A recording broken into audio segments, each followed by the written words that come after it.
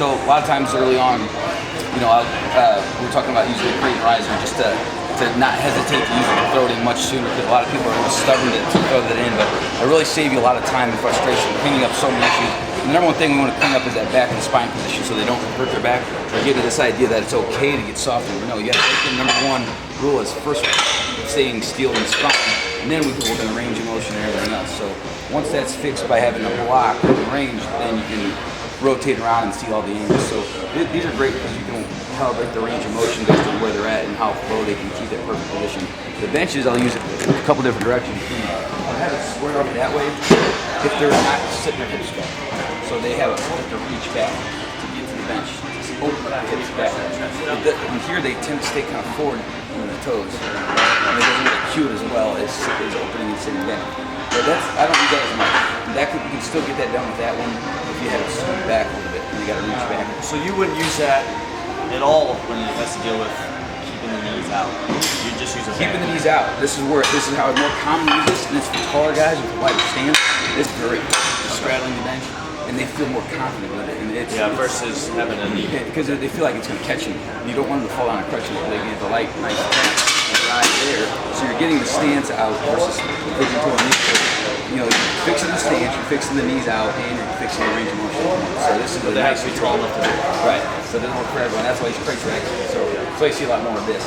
Now, what you might see on the knees instead, which is a little bit better, I would think, is just a little bit harder to deal with, is if you have the bands around the knees and then crate right.